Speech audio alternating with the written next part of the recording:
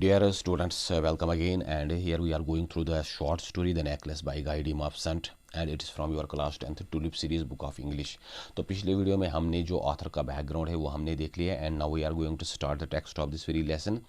लेकिन लेसन को स्टार्ट करने से पहले यहाँ एक इंट्रोडक्शन या प्रोलॉग सा दिया गया है, पहले उसको देखेंगे. Matilda is unhappy because she has been living a poor life. देखिए इस लेसन में जो मेन कैरेक्टर हैं जिसके इर्द गिर्द ये पूरी स्टोरी पूरा प्लॉट रिवॉल्व होता है वो है मैटिल्डा. और मैटिल्डा अपनी ज़िंदगी से बड़ी नाखुश हैं क्योंकि उसकी जो लाइफ है वो गरीबी में बसर हो रही है. उसके पास कोई लग्जरियस आइटम्स है नहीं. तो शी हैज़ बिग ड्रीम्स, उसके बड़े बड़े सपने हैं, बड़े बड़े जो ख्वाब हैं, but no means to realise those dreams. लेकिन उसके पास ऐसे कोई सोर्सेज, ऐसे कोई ज़राया या ऐसे कोई वेज नहीं है, रास्ते नहीं है जिससे वो इन ख्वाबों को पूरा कर सके. Which is the cause of her unhappiness. और इस वजह से वो हमेशा एक वो अनहैप्पीनेस या एक नाखुशी की हालत में होती है, एक रंजीदा सी होती है. Matilda is invited to a grand party. और इसी वक्त इसी दौरान मैटिल्डा को एक बहुत बड़ी पार्टी में इनवाइट किया जाता है. शी हैड ब्यूटीफुल ड्रेस, उसके पास एक खूबसूरत ड्रेस है, बट नो ज्वेलरी. लेकिन उसके पास ज्वेलरी जो होते हैं, जेवर या गहने, तो बिल्कुल वो ऐसी कोई चीज़ नहीं है. She borrows A necklace from a friend. और तभी वो अपने एक फ्रेंड से एक नेकलेस, एक हार बोरो करती हैं, उधार पे लेती हैं. And loses it. और वो हार कहीं गुम हो जाता है, वो कहीं खो जाता है. What happens then is really ironical. और चूँकि वो हार उसके हाथों कहीं गुम हो जाता है तो फिर उसकी ज़िंदगी में जो तब्दीली आ जाती है, जो एक ट्रेजेडी सी बन जाती है उसकी लाइफ, वो बहुत बड़ा एक आयरॉनिकल एक सानिया है, एक अफसोसनाक उसकी लाइफ में एक बहुत बड़ी एक चेंज आ जाती है. Read out the story. अब आप इस स्टोरी को पढ़ो and find out the course of events. और देखो कैसे ये जो इवेंट्स हैं इस स्टोरी में क्या ऐसे टर्निंग पॉइंट्स आते हैं, क्या ऐसी चेंजेस आ जाती हैं that later shift Matilda life, और जो फिर मैटिल्डा की आने वाली ज़िंदगी को बिल्कुल ही तब्दील कर देते हैं, बिल्कुल ही बदल देते हैं. स्टोरी जो है वो इस तरह से शुरू होती है. She was one of those pretty young ladies born as if through an error of destiny into a family of clerks. देखिए यहाँ पे जो मैटिल्डा है वो बड़ी खूबसूरत है और बड़ी नौजवान खातून है, लेकिन किस्मत की ख़राबी की वजह से आप कह सकते हैं कि वो एक ऐसे फैमिली में पैदा हुई जो क्लर्क्स की फैमिली है, जो वो प्रोफेशनल क्लर्क्स हैं, पेशेवर क्लर्क्स हैं. दैट मीन्स जिनके पास बहुत ज़्यादा कोई आमदनी नहीं है, कोई रिच फैमिली नहीं है, बिल्कुल ही एक लोअर मिडिल क्लास फैमिली में वो पैदा हुई है. She had no dowry. उसको कोई दहेज मिलने की कोई उम्मीद नहीं है. No hopes. न कोई ऐसी उम्मीद है कि वो लाइफ में कुछ आगे कर सके. No means of becoming known. न उसके पास कोई ऐसे मीन्स हैं, कोई ऐसे चांसेस हैं वो कभी फेमस लड़ी के तौर पे बन जाएगी. Loved and admired by a man either rich और डिस्टिंग्विश्ड. और न उसके पास ऐसे कोई आस्था है, उम्मीद है कि कोई अमीर या कोई रिच, कोई वेल्दी आदमी उसके साथ शादी करेगा या प्यार करेगा. और डिस्टिंग्विश्ड जो बड़ा फेमस है, जो बड़ा सेलिब्रिटी टाइप का कोई बंदा है, तो इसके पास बिल्कुल ऐसी कोई चांस नहीं है, बिल्कुल ही कोई ऐसी कोई उम्मीद नहीं है. And she allowed herself to marry a petty clerk in the office of board of education. और फिर जब उसकी शादी का वक्त आ जाता है तो उसकी शादी एक ऐसे बंदे से की जाती है जो एजुकेशन के बोर्ड में या एजुकेशन डिपार्टमेंट में एक मामूली सा एक क्लर्क है. She was simple. उसकी जो लाइफ है, उसका जो रहन सहन है वो बड़ा ही सिंपल है, बट शी वाज अनहैप्पी. लेकिन वो अपनी इस लाइफ से बड़ी ही नाखुश है. देखिए जैसा कि हम यहाँ पे एक्सपेक्ट कर रहे थे, राइटर लिखिएगा she was simple and she was happy. लेकिन राइटर यहाँ पे हमें इशारा दे रहा है she was simple but she was unhappy. एक तो उसकी लाइफ सादा सी थी, लेकिन वो अपनी इस लाइफ से खुश न थी. दैट मीन्स राइटर हमें यहाँ पे इशारा दे रहा है कि जो वो अपनी इस लाइफ से नाखुश हैं विद हर सिंपल लाइफ, तो यही उसकी फिर जो इसकी तबाही का या जो उसका डूम है, फिर उसी का यही चीज़ उसका बाइस बनेगा, यही चीज़ उसकी लाइफ को डबो देगा. She suffered incessantly. वो कंटिन्यूसली इस चीज़ से सफ़र करती हैं, तकलीफ़ में रहती हैं. Feeling herself born of all delicacies and luxuries. वो सोचती है कि मैं क्यों न किसी अमीर, किसी रिच, किसी रॉयल फैमिली में पैदा हुई जहाँ मुझे लग्जरीज़ या डेलिकेसीज़ वो सारी चीज़ें मिलती. She suffered from the poverty of her apartment. अपने अपार्टमेंट, अपने मकान की हालत को देखकर भी वो बड़ी तंग हो जाती हैं, क्योंकि उसकी जो ये रेजिडेंस है उसकी, जो उसका जो अपार्टमेंट है, उसका जो फ्लैट है वो बड़ा सादा सा है। तो शैबी वाल्स, उस पे जो उसके जो दीवार हैं, दर दीवार वो शैबी हैं, मेले कचेले से हैं। एंड वॉरन चेयर्स, और जो उनका फर्नीचर है वो पुराना है, बड़ा ही घिसा पिटा है।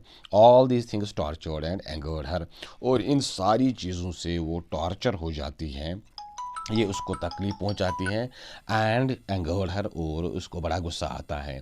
When she seated herself for dinner opposed her husband वो uncovered the tureen with a delighted air saying oh the good pot pie. और जब वो अपने शौहर के अगेंस्ट टेबल पे बैठ जाती हैं, जो ये डाइनिंग टेबल होता है, और उसका जो पति है वो uncovered the tureen with a delight air, और वो बर्तन से बर्तन पे से वो ढक्कन जब उठाता है, saying oh the good pot pie, तो आज आपने पॉट पाई बनाया है, ये कोई डिश होगा। I know nothing better than that, उसने कहा कि मैंने इससे अच्छी कोई चीज़ नहीं खाई है।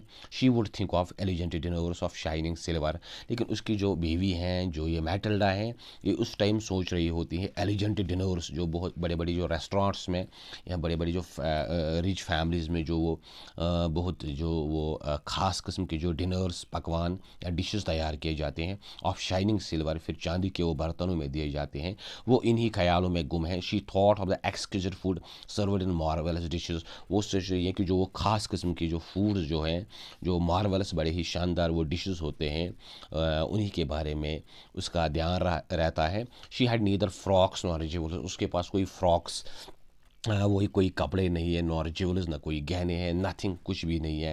And she loved only those things, और एक बेवकूफ़ सी औरत की तरह, एक टिपिकल लेडी की तरह वो इन्हीं चीज़ों के पीछे लगी रहती हैं, या इन्हीं चीज़ों से उसको प्यार है, इन्हीं चीज़ों से लगता है कि वो खुश हो जाएगी। She had a rich friend, उसकी एक फ्रेंड है जो बड़ी रिच हैं। Schoolmate at the convent, जो कॉन्वेंट में उसकी स्कूल मेट थी, क्लासमेट थी। कॉन्वेंट हम ऐसे स्कूल को कहते हैं जहाँ वो जो नन्स होते हैं वो पढ़ाए, या जो राहिबा होती हैं, female teachers, who she did not like to visit, जिसके पास ये बिल्कुल जाना पसंद नहीं करती। She suffer so much when she returned, क्योंकि वो जब उसके यहाँ से वापस आ जाती हैं तो उसको बड़ी तकलीफ़ हो जाती हैं। She wept for the whole day from despair and disappointment, अपने उस फ्रेंड की लाइफस्टाइल देखकर फिर वो पूरा दिन एक नाउमीदी के आलम में रोती रहती हैं, क्योंकि उसको लगता है क्यों ना उसकी लाइफस्टाइल भी अपने फ्रेंड की तरह हो।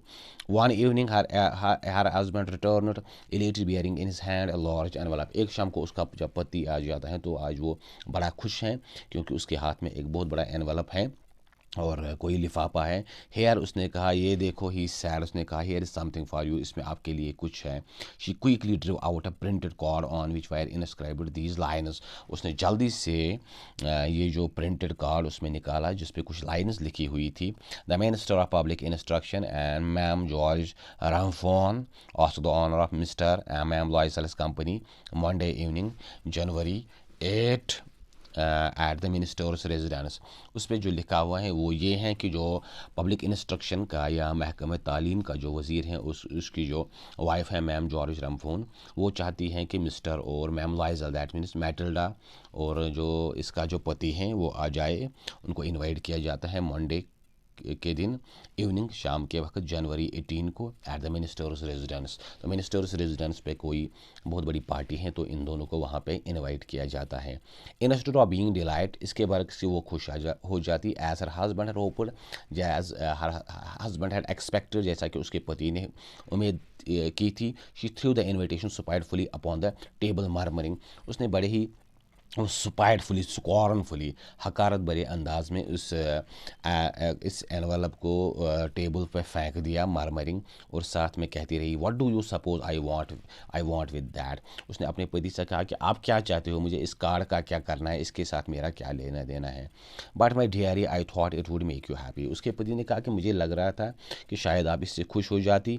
यू नेवर गो आउट, आप कभी भी बाहर नहीं जाते हो, and this is an occasion and a fine one, और ये अभी आपके पास एक चांस है कि आप पार्टी में जाए, और एक बड़ा ही अच्छा मौका है।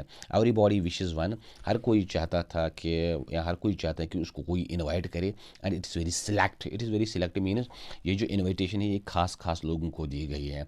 Not money are given to employees हर किसी एम्प्लॉय को इनवाइट नहीं किया जाता। दैट मीन्स ये बड़ी ही स्पेसिफिक हैं, सिलेक्टेड हैं। You will see the whole official world there. और उसके पति ने कहा मिस्टर रॉयजल ने कि आप वहाँ पे हमारे डिपार्टमेंट के जो दूसरे ऑफिशियल्स हैं, जो दूसरे लोग हैं, वो उनसे भी मिलने जुलने का आपको चांस मिलेगा। She looked at him with an irritated eye and declared impatiently, what do you suppose I have to wear to such a thing as that. उसने अपने पति की तरफ एक वो गुस्सेले अंदाज में देखा और बड़ी बेसब्री से कहा, व्हाट डू यू सपोज, आपको क्या लगता है, आई हैव टू वेयर, मैं क्या पहनूं, तो सच ए थिंग एज दैट, कैसे कपड़े मेरे होने चाहिए वहाँ जाने के लिए।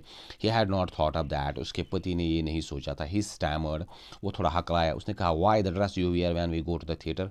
उसने कहा, क्यों, क्या मसला है, वही ड्रेस पहनो जो हमने थिएटर जाने के वक्त जो आपने पहना था।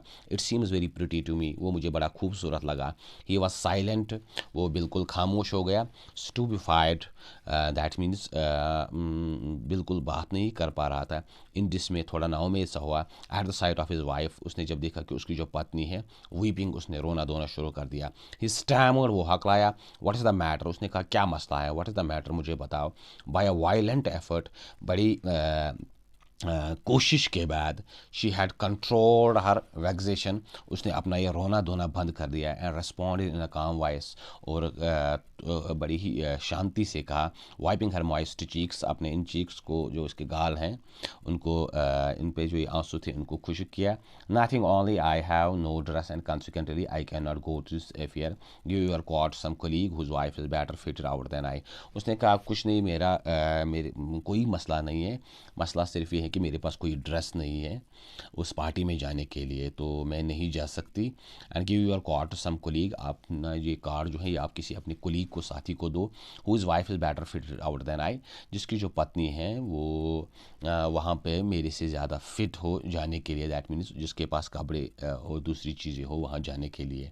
ही वॉज ग्रीव्ड, उसका जो पति था वो, उसको बड़ा दुख हुआ, बट आंसर्ड, उसने कहा, लेट्स सी मैटिल्डा, चलो Matilda, how much would a suitable costume cost.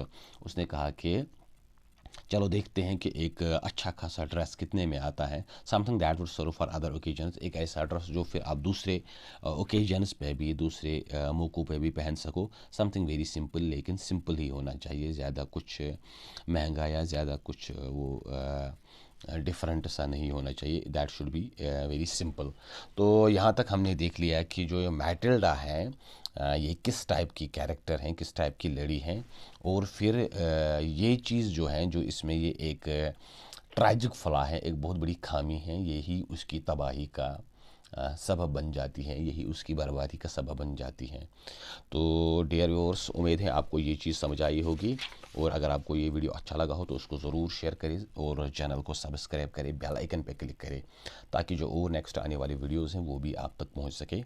और इसके बाद हम जो पिछले साल के जो आपके पेपर्स हैं उनको भी देखेंगे, ताकि फिर आपके जो एग्ज़ाम में आसानी पैदा हो।